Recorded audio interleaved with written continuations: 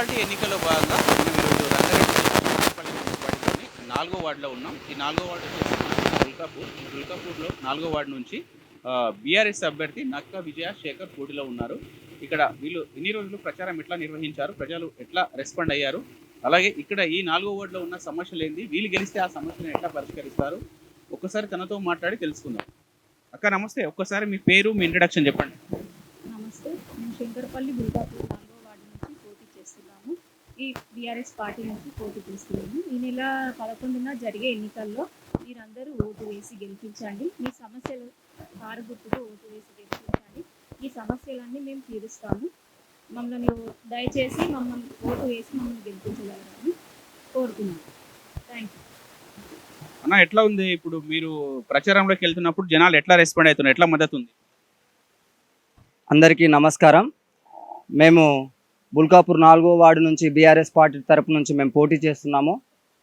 ఈరోజు కాంగ్రెస్ గవర్నమెంట్ వచ్చిన తర్వాత ప్రజా సమస్యలు ఏడి ఆడ కుంటుబడి ఉన్నాయి. ఈరోజు కేసీఆర్ ప్రభుత్వంలో కేసీఆర్ తెలంగాణ సాధించిన తర్వాత ఈ దేశంలోనే నంబర్ 1గా తెలంగాణను తీర్చిదిద్దితే ఈరోజు కాంగ్రెస్ పార్టీ వారు మన దేశంలో నంబర్ 1గా ఉన్నటువంటి తెలంగాణను 0 స్థాయికి తీసుకొచ్చే పరిస్థితి ఏర్పడింది. అప్పుల పాలైంది, అది అయింది, ఇది అయింది అని చెప్పి వాళ్ళు కేసీఆర్ను బదనాం చేయడమే తప్ప తప్పుడు కేసుల్లో ఇరికిస్తున్నారు. కానీ ఈరోజు కేసీఆర్ చేసిన పథకాలలో కళ్యాణ లక్ష్మి కానీ ఎవరు అడగలేదు, మరి కేసీఆర్ కిట్ కానీ ఎవరు అడగలేదు. ఇలాంటివి ఎన్నో పథకాలు, రైతు బంధు కానీ ఎవరు అడగలేదు, రైతు బీమా కానీ ఎవరు అడగలేదు. అలాంటి పథకాలన్నీ కూడా కేసీఆర్ గారు ప్రజల కోసము, ప్రజల శ్రేయస్సు కోసము, ప్రజల అభివృద్ధి చెందడం కోసము ఈరోజు కేసీఆర్ గారు అలాంటి పథకాలు తీసుకొచ్చి మీ తెలంగాణ ప్రజలను అభివృద్ధి దిశలో, తెలంగాణ గ్రామాలను అభివృద్ధి దిశలో ప్రయాణించేలాగా చేశారు. అలాంటి ప్రభుత్వాలు ఏర్పడటానికి మనలాంటి ప్రజలు సపోర్ట్ చేయాలని చెప్పి ఈరోజు మేము ఎన్నికల ప్రచార రథంలో గ్రామాన వీధిన నడిస్తే ముసలి వాళ్ళు ఎవరైతే, పెద్ద మనుషులు ఎవరైతే ఉన్నారో, కేసీఆర్ గారు మాకు పెద్ద కొడుకులాగా పింఛన్ ఇచ్చిండు, ఇవాళ కేసీఆర్ గారు లేని బతుకు మా దాగం అయిపోతుంది, మేము తిండికి లేక కనీసము మాకు రోగం వస్తే ట్యాబ్లెట్లు వేసుకోలేక మేము ఇబ్బందులు పడుతున్నామని చెప్పి ఈరోజు ప్రజలు చాలా బ్రహ్మరథం పడుతున్నారు కేసీఆర్ గారి కారు. ఇక్కడ మీ 4వ వార్డుకు సంబంధించి మీరు ప్రచారానికి వెళ్తున్న మూమెంట్లో ప్రజలు ఎట్లాంటి సమస్యలు మీ దృష్టికి తీసుకొస్తున్నారు, ఒకవేళ మీరు కనుక గెలిస్తే ఆ సమస్యలను ఎట్లా పరిష్కరిస్తారు? మేము ప్రచారంలో కొనసాగుతున్నప్పుడు పబ్లిక్ ఏమంటున్నారంటే, ఇప్పటి వరకు 2 సంవత్సరాలు అవుతుంది వితంతు పింఛన్లు కానీ, పెద్ద మనుషుల పింఛన్లు కానీ, పింఛన్లో మెయిన్ ప్రాబ్లం, వాళ్ళు 4,000 ఇస్తామన్నారు, మాకు అస్సలు ఇవ్వలేదు, మా కుటుంబం గడవట్లేదు. ఈరోజు ఆ పెన్షన్లు అనేటివి ఆగిపోయినవి, మాకు పెన్షన్లు కావాలని చెప్పి అంటున్నారు. వీధిన తిరుగుతూ ఉంటుంటే రోడ్లు అలానే ఉన్నాయి, డ్రైనేజీ వ్యవస్థ అలానే ఉంది. ఇవన్నీ పరిష్కరించాలని చెప్పి ప్రజలు కోరుతున్నారు. ఈ 4వ వార్డుకు సంబంధించి మీరు గనక ఇక్కడ ఈ 4వ వార్డులో గెలిస్తే ప్రజలు మిమ్మల్ని ఆదరించి మీ కోట్లేసి గెలిపిస్తే ఆ వార్డుని ఎట్లా డెవలప్మెంట్ చేస్తారు మీ ఆలోచన విధానంలో?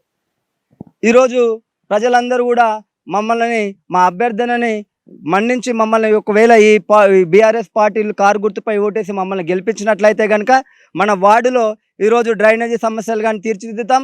పెన్షన్లు ఎవరికైతే రావట్లేదో దగ్గరుండి పెన్షన్లు చేపించే బాధ్యత నాది, రోడ్లు వేసే బాధ్యత నాది, డ్రైనేజీ వ్యవస్థను పరిష్కరించే బాధ్యత నాది. అలాగే కళ్యాణ లక్ష్మి విషయంలో మేము గవర్నమెంట్ దృష్టికి తీసుకెళ్ళి కళ్యాణ లక్ష్మి సకాలంలో వచ్చేలాగా ప్రయత్నం చేస్తాము. మళ్ళీ అదేవిధంగా రైతు బంధు, రైతు బీమా ఏవైతే ఉన్నాయో మేము గవర్నమెంట్ తోటి మాట్లాడి ఎవరైనా చనిపోతే రైతు బీమా అలాంటి పథకాలను ఖచ్చితంగా ఉండేలాగా ప్రభుత్వంపై నిలదీయడానికి మేము అవకాశం ఉంది, మాకు ఓటేసి గెలిపిస్తే కనుక. అదేవిధంగా దళితులకు ఏదైతే 12,000 రూపాయలు ఇస్తానని చెప్పి రేవంత్ రెడ్డి గారు ఒప్పుకున్నారో అలాంటి దానిపై మేము పోరాటం చేస్తాము. ఈరోజు దాన్ని కూడా పరిష్కరించడానికి ప్రజలకు మేము సేవ చేసుకుంటాం. ఇప్పుడు ఈ 4వ వార్డుకు సంబంధించి 4వ వార్డుకు సంబంధించి మేజర్ ఇష్యూ అంటే ఇప్పటివరకు ఈ గ్రామ పంచాయతీ ఉన్నప్పటి సంది ఇప్పటివరకు తీరని సమస్య ఏదైనా ఉన్నదా? ఈ 4వ వార్డులో ఈ సమస్య పరిష్కరిస్తే, ఈ సమస్య పోతే మనందరికి చాలా హ్యాపీగా ఫీల్ అవుతాం, మేమందరం చాలా సంతోషిస్తాం అన్నట్టు అట్లాంటి సమస్య ఏదైనా ఉందా? ఒకవేళ మీరు కనుక గెలిస్తే దాన్ని ఎట్లా సాల్వ్ చేస్తారు? వాస్తవానికి ఈరోజు ఈ ప్రభుత్వాలు వచ్చిన తర్వాత, ఈ కాంగ్రెస్ ప్రభుత్వం వచ్చిన తర్వాత డ్రైనేజీ వ్యవస్థ సక్రమంగా లేదు. ఇక్కడ నుంచి ఈ అంబేద్కర్ చౌరస్తా నుంచి మొదలుకొని ఆ చివరి వరకు బుడియజంగాల కాలనీ వరకు డ్రైనేజీ సమస్య అనేది కీలకంగా మారింది, ఆ మేజర్ సమస్య. ఆ సమస్యను సకాలంలో మేము పరిష్కరిస్తాం. మమ్మల్ని గెలిపించినట్లయితే ఆ డ్రైనేజీ వ్యవస్థ ద్వారా దోమలు ఇళ్లలోకి ప్రవేశించి అందరికి కుట్టడం వల్ల మలేరియా, డెంగ్యూ అట్లాంటి వ్యాధులు మా దగ్గర విస్తరిస్తున్నాయి. కాబట్టి ఆ సమస్య తక్షణం పరిష్కరిస్తాం. కొన్ని వీధుల్లో రోడ్లు అండ్ డ్రైనేజీలు లేవు కాబట్టి అవి కూడా మేము పరిష్కరించడానికి సిద్ధంగా ఉన్నాం. మీతో పాటు ఈ 4th వార్డులో ఇంకా బీజేపీ, కాంగ్రెస్ నుంచి కూడా వేరే వాళ్ళు పోటీలో ఉన్నారు. వాళ్ళని తట్టుకొని మీరు ముందుకు ఎట్లా వెళ్తారు? మీరు గెలుస్తారనే కాన్ఫిడెన్స్ ఎంతవరకు ఉంది మీకు? ఈరోజు ప్రజల సహకారంతో మేము ముందుకెళ్ళాలనుకుంటున్నాం. ప్రజల ఆశీర్వాదంతో ముందుకెళ్ళాలనుకుంటున్నాం. అదేవిధంగా ఈరోజు మాకొకటే ఒక ధైర్యం కేసీఆర్ గారు. ఆ కేసీఆర్ గారి గుండె ధైర్యం, ఆయన చేసినటువంటి పథకాలే మాకు ఆదర్శం. కాబట్టి కేసీఆర్ గారి పేరుతో, కేసీఆర్ గారి కారు గుర్తుతో మేము ముందుకెళ్తున్నాము. మనం కేసీఆర్ గారిని నమ్ముకొని ఉన్నాము.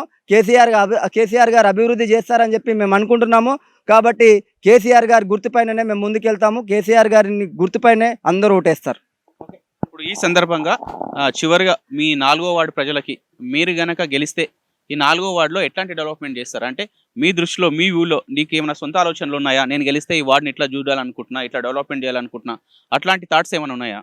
ఈరోజు ముఖ్యంగా 4వ వార్డులో నేను గెలిస్తే కనుక, మా విజయాన్ని గెలిపిస్తే కనుక మేము ముఖ్యంగా ఎడ్యుకేషన్ పరంగా, పిల్లల చదువుల పరంగా మేము ముందు ప్రయారిటీ తీసుకోవాలనుకుంటున్నాను. ఎడ్యుకేషన్ ఏంటంటే ఎవరైతే ఉన్నారో స్తోమత లేని, ఎవరైతే కింద తరగతి వాళ్ళు ఎవరైతే ఉన్నారో అందరూ స్థానికంగా నిరుపేద ప్రజలే ఉన్నారు. కాబట్టి వాళ్ళని ముఖ్యంగా ఎడ్యుకేషన్ కావాలి. ఎడ్యుకేషన్ ఉన్న రోజే ఆ ఎడ్యుకేషన్ కరెక్ట్గా ఉంటే ఆర్థికంగా ఎదగగలుగుతారు. కాబట్టి నేను ఫస్ట్ ప్రయారిటీ ఎడ్యుకేషన్కి ఇస్తాను. పిల్లల చదువుల పరంగా వాళ్ళని ముందుకు తీసుకెళ్తాను. ఎవరైతే ఇంటర్మీడియట్, డిగ్రీ ఎవరైతే ఉన్నారో వాళ్ళకి ఉపాధి అవకాశాలు కల్పించలాగన, అది కాంట్రాక్ట్ బేస్నో కానీ, ప్రభుత్వ ఉద్యోగాల బేస్నో కానీ వాటిని ముందుకు తీసుకెళ్ళి నేను ముందుగా వాటిని డెవలప్ చేస్తే ఆర్థికంగా ముందు యువత బలపడాలి, ఆ తర్వాతే వ్యవస్థ బలపడుతుందనే నమ్మకం నాకుంది. కాబట్టి నేను దానికి ముందు ప్రయారిటీ ఇస్తాను.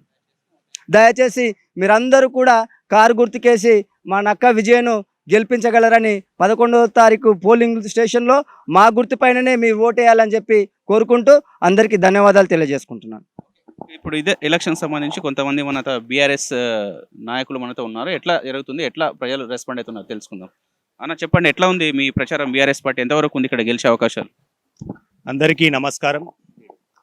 నా పేరు మాల వికాస్. ఊర్లో నామినేషన్ వేసినప్పటి నుంచి మేము ప్రచారంలో ఉన్నాం. ఎటు చూసినా కేసీఆర్ చేసినటువంటి ఫలాలే మనకు కళ్ళకు కనిపిస్తూ ఉన్నాయి. సో మోసపోయి గోసపడుతున్నాం అన్నటువంటి నినాదాలు మాకు వాడవాడలో వినిపిస్తూ ఉన్నాయి. ఎందుకంటే కేసీఆర్ చేసినటువంటి ఫలాలే కళ్ళకు కట్టినట్టు అవే కొనసాగుతూ ఉన్నాయి. కొత్త పథకాలు ఏవైతే చెప్పిండో ప్రతి ఇంట్లో కోడలకు, అత్తకు 2,500 రూపాయలు ఇస్తున్నటువంటి కాంగ్రెస్ ప్రభుత్వం ఇప్పటి వరకు దాన్ని అమలుకు నోచుకోలేదు. అదేవిధంగా ప్రతి ఇంట్లో ముసలోళ్ళకు పింఛన్ ఇస్తున్నాడు. 2,000 ఉన్న పెన్షన్ను 4,000కు చేస్తున్నాడు. వృద్ధులకు 5,000 చేస్తున్నాడు. అది గిట నోచుకున్న భాగ్యం లేదు ఇప్పటికీ. గత 2 సంవత్సరాలు వస్తుంది కాంగ్రెస్ ప్రభుత్వం ఏర్పడి. సో అది గిట సమస్యలు మనకు కనిపిస్తూ ఉన్నాయి. సో వీటిని పరిష్కరించాలంటే బుల్కాపురంలో ఉన్నటువంటి 4వ వార్డు నక్క విజయశేఖర్ గారికి కారు గుర్తుపై ఓటేసి మేము గెలిపిస్తే ప్రభుత్వాన్ని మేము ప్రశ్నించగలుగుతాం. మీరు ఇస్తున్నటువంటి హామీలు ఏమైనాయి? నీరుగారిపోతూ ఉన్నాయి. మీరు ఇచ్చిన హామీలు పక్కగా నెరవేస్తేనే బాగుంటుంది, ప్రజలు మిమ్మల్ని తిప్పికొట్టకుండా ఉంటుందని మేము ప్రశ్నించే గొంతుకు అవుతామనే ఉద్దేశంతో మేము విలేజ్లలో తిరుగుతూ ఉన్నాం. సో మాకు బ్రహ్మరథం పడతా ఉన్నది. ఎందుకంటే కారు గుర్తుకు ఓటేసి గెలిపించుకుంటేనే కేసీఆర్ మనకి ఇన్ని పథకాలు ఇచ్చిండు. అడగకముందే అన్నం పెట్టినటువంటి వ్యక్తి ఎవరైనా ఉన్నారంటే కేసీఆర్ గారే. సో అని ప్రతి ఒక్కరూ మేము గడపన ప్రచారానికి వెళ్తుంటే కేసీఆర్ దేవుడినైనా పెద్ద కొడుకునైనా మాకు టైంకు పెన్షన్ ఇస్తుండే. ఇప్పుడు పెన్షన్ 1 నెల తప్పించి 1 నెలకి ఇస్తూ ఉన్నటువంటి రోజులు కనిపిస్తూ ఉన్నాయి. పెన్షన్ గిట్ట టైంకు రావట్లేదు. సో వాళ్ళు గిట్ట బాధపడతా ఉన్నారు.